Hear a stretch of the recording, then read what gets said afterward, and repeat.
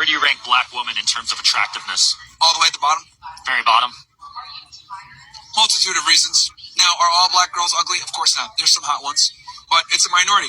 And, you know, let's be honest here. The average black woman's 187 pounds, loud, obnoxious, rude, fake hair. Black women don't have a general respect for masculinity because a lot of them grow up in fatherless households. And not only do they grow up in fatherless households, they grow up being told, oh, your daddy ain't shit, your niggas ain't shit. Then you listen to the music, niggas ain't shit, whatever. And it's this like continuous, perpetuous, and very pernicious cycle of just constantly shitting on men. Yeah. So by the time she comes to you, she doesn't really have an appreciation or respect for masculinity and most importantly, your authority. So she doesn't feel as though she needs to submit to you and follow you. Alright folks, how is everyone doing? It's Richie Rich back with another video. Just want to say shout out to the Rich team. Muchas gracias. We did it, even though they said we couldn't do it. We got the big one and we got 10k, so for sure. Oh, so if you saw the video just before that I just played it, I'm actually following them. Of course, it's Fresh and Fit, and this video we're going to be looking at is Myron Gaines, who again popular like podcast. He's a big influencer now. He's talking points on this, why most really like maybe black successful guys like avoid dating black women. So I'll give you my history on this, but before we gotta get a RichManZ sip. As I talked on my last video with the coaches that came out during that pandemic, it was him, it was Kevin Samuels, Alpha Male Strategy, Steph is Cold, Felix Fearless, even Austin Dunham is another one I follow and listen, you know, watch his videos also. Fresh and Fit were really the big one, and they really sparked so much controversy. What's actually funny is my ex, because at the time I was in Mexico at this time, she couldn't stand me watching Fresh and Fit, and I was trying to say, no, this is important. Like a lot of the stuff is that Jerry Springer type of vibe, but they actually have really good talking points. And as I said, the whole self-development, especially for men, is really important out in this day and age, in this modern era of like relationships and dating. Man, if you're an average guy, it's gonna be a real tough time for you.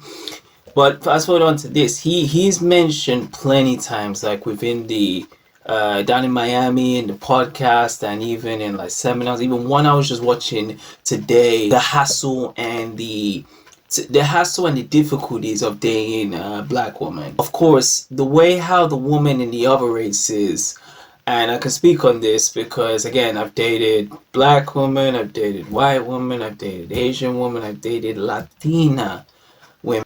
Those other women on the side, the mentality is vastly different towards the women for our own community.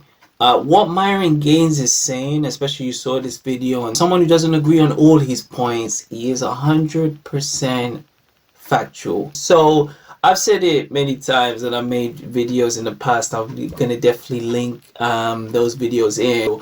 But both of the videos, I specifically talked about what Myron Gaines is talking about on a bigger scale. But I mentioned in this video of that if you're a black dude and you're, let's say you're not a hood nigga, like if you're not a thug, if you're not a rapper, the rapper is producing like the latest mixtape CD. If you watch anime, if you still watch cartoons, if you have any of this, what they call corny type of vibe, most black chicks, and I can even say it now, especially where social media is and that whole influence now, there is a strong section of black women who will not even check for you. And that's the worst thing, because it could be that you are someone who has maybe the full attributes that the other races would love. So when Myron Gaines is saying that, because I watched the video again, he talked about that a lot of it starts from the core in the home. The statistics of like a black single mother is astronomical, what you would see compared to the other races. Like, of course, there's single mothers in every races, don't get twisted, but there is such a majority, and there's such a influx of black single motherhood. And most of them, if you say Why is the father not home? Oh, he's a deadbeat. He used to abuse me. I don't need a man. I believe that's where the core starts, because as Myron said, and I'm going to elaborate on this more, is you're in a household, and someone who can speak from this because he grew up with two-parent household, is that because usually when they separate, like you've had the kid, you've had the family, and you separate, majority of the times the kids go to the mother. Imagine every single everlasting day the mother saying like, your daddy wants shit, niggas ain't shit, I don't need a man. Every single time that is getting polluted, and that is going into the kids. Like a black girl, and she now goes into the black woman, she grows up into a black woman, she grows up into Brandy from Moesha. She now has in her mindset that black guys ain't shit. They need to act a certain way in order to be seen as attractive. And that's the shame. It's like that's where the core starts with it.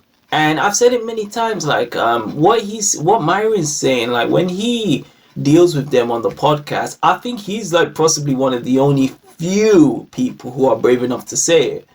Because there's a lot of people who will go along with it, and maybe I think because they don't understand it. Like it took me into my 30s to truly understand like the behavior patterns of them.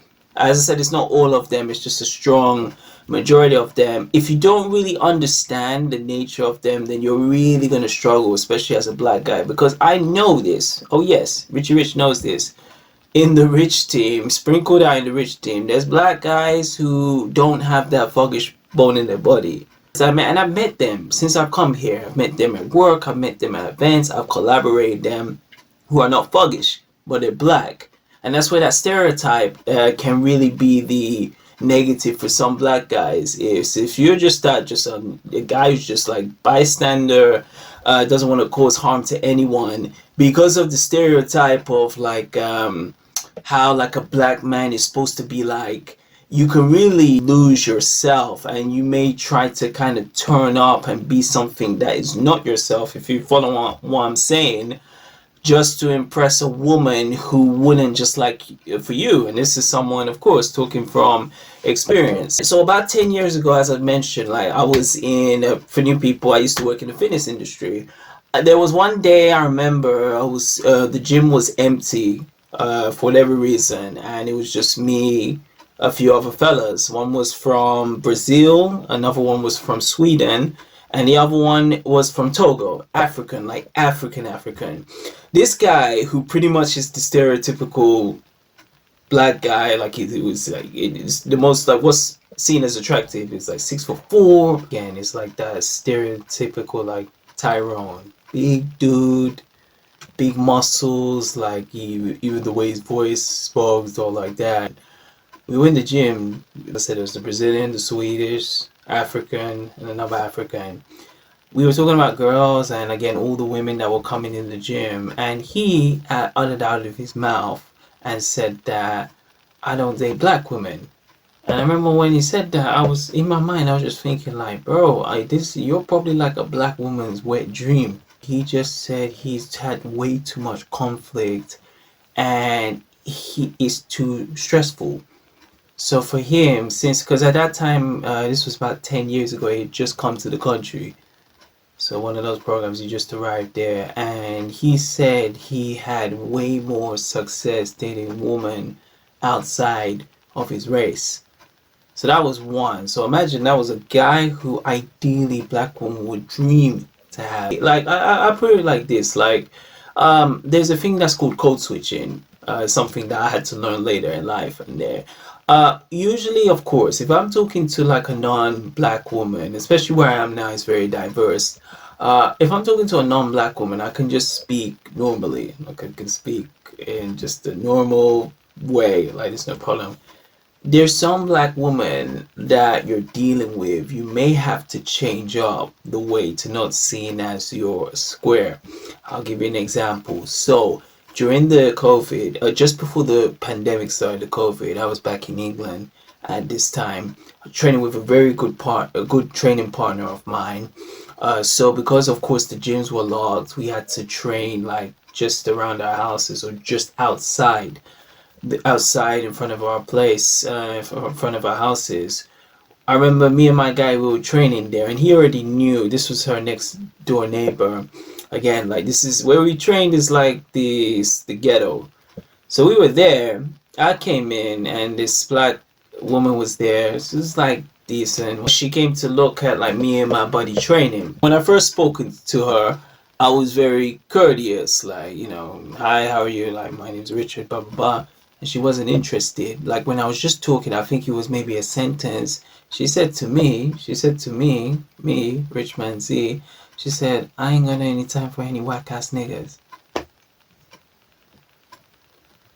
Come again? Because at the time when she came out, she was basically watching us while me and my buddy were training. We were going back and forth in doing supersets outside. So I remember she kept on watching us, and I can't remember exactly what I said, but I remember I cussed her back something to do with her hair. Like at the time, I think her weave like blew off or something. So I responded back to that, and she smiled. She liked that. How can I say that? Like aggressive comeback on there. You'll notice with some black chicks. I remember watching this on the Fresh and Fit podcast when the Asian doll woman and Myron Games were going at it, and Myron Games kind of put his foot down, and he said, "No, if you don't like this, get the fuck off my podcast." And she liked that. There's some of this type of aggressiveness, and I think it really connects to why a lot of black chicks really love rappers. They love like when a man can talk to them dirty, like, bitch, you ain't nothing, get down on your knees, and like it's a natural position. They love that.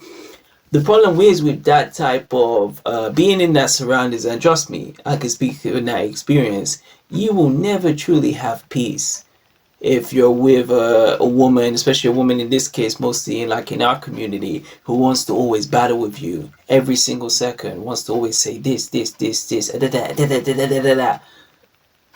come on, you don't want to deal with that like every single day. We got fucking wars to fight, we got money to get, we got to level up all the way to the top of the Empire State Buildings. I got homies who, they told me that for them, they just avoid black women altogether. And it's sad because it's not all of them. I've met great black chicks, and of course I come from a black background, so I know this. It's not all of them. I'm not saying it's all of them, but it is a strong part of them who really didn't really grow up with this like masculine figure in the household. As I said, most of them have come from single parent household, mostly being raised by a single mother, and that is just a cycle that's happening. Because usually what a lot of these single mother households end up happening, like the result from this, especially from the black community, is the mother is there saying, black guys ain't shit, niggas ain't shit, they deadbeats, yeah. When the now daughter ends up having a kid with the first guy, most likely it will be the one that the mother end up criticizing to describe. They idolize. I had a situation, I'm telling stories today. I was in Mexico, as I said, for a good year. And I remember I was in Mexico one of the first months. I met this fine black chick, and she was cool. When I was there and she started to like, we communicate, we started to speak, she kept on mentioning like she needs a guy who's more of like a Tupac Shakur. You understand? Because the environment that she comes from, that's most of the guys that is like put on the top. It's a sad case because if you're a black dude and you have those traits, like you are just like the best way to describe it is like a square type of dude, like a Marquise Brown. It's sad to say, if you're someone like who's very gentle, like a Marquise Brownlee and Alfonso Ribeiro, I think another one who falls into this category is Donald Glover. That dude. It's a very challenging thing to be like, oh, I want to get a black woman, but like they're not checking for me. 9 times out of 10, this is the reason.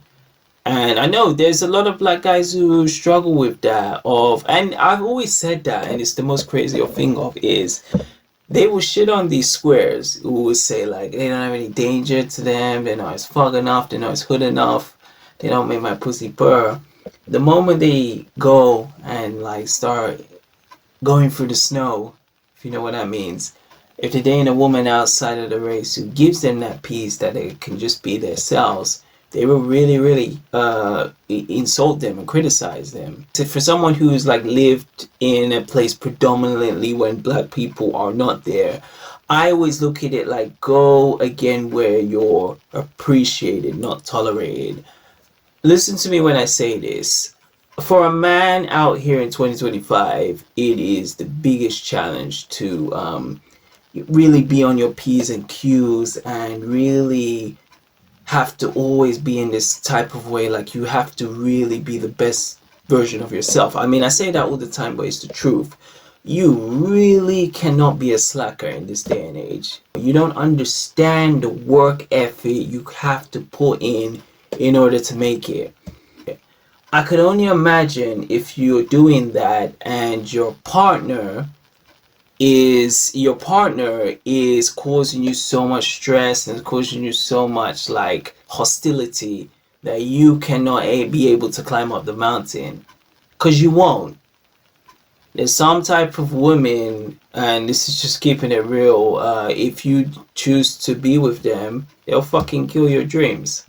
Dream killers. To really sum it up, what I will say is, because I like to talk more in solutions based, what Myron's saying is just the truth. He just doesn't date them. He says from what if you watch the video in the beginning, he has dated black women, but he's seen the common pattern between all of them. When they've been influenced by like Nicki Minaj and Cardi B, like, I don't need a man, those type of ones. So his solution is just not to date them. But again, not everyone's Myron Gaines. You know, like, I truly believe, and this is a fact, there's a beauty in every race. Like, you can find a beautiful woman in black, in Filipina, in Mexican, in Spanish, in Italian, no matter what, you can find one. So that, I know that can be a tough thing of like, if a black guy really wants to have like a black nuclear family and he's like, I really don't want to, like, because I used to do this, I can speak for myself, I really don't want anyone beside me but then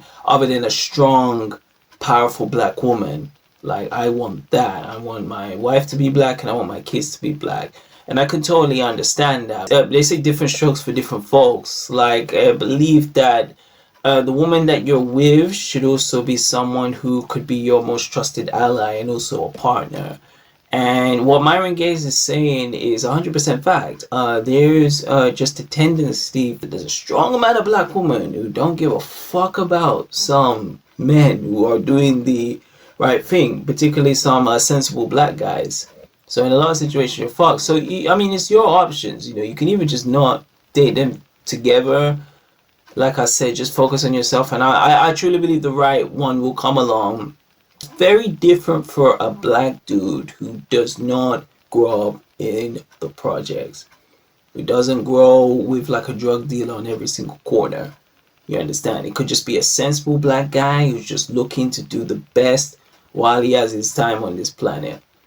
And if you have to go around and like dealing with like I was gonna say Shaniquas, but you know what I'm saying, if you're dealing with like a chick from your own community who just has these problems, internal problems, just because of the way she was raised or the environment, you do not need to deal with that shit. And trust me when I'm saying that, from my experience, you work way too damn hard to be taking any mess from anyone. I can say straight here, RichManZ is 100% right. I remember even Poor Man Podcast was even talk about this. There's some black guys, as I said, who have a good articulate way of speaking, who are not sagging, who are not like involved in any kind of bullshit crime. Those ones will get passed on. They will just see you as lame. The second you go down, you exit the subway, you take the left instead of going right, and you go left and you find maybe a Becky or you find a Sandra. Those same ones who shunned you are going to be like, why is he dating that? So you do not need that. Let me know what y'all think, guys. Would love to hear your opinion on this. Once again, thanks again for the milestone, and I'm just checking the time. Right now it is 3:25 for every guy out there all across the world, from Europe to Japan, even now in Canada. What are you waiting for? Get your paper right and update your wallet.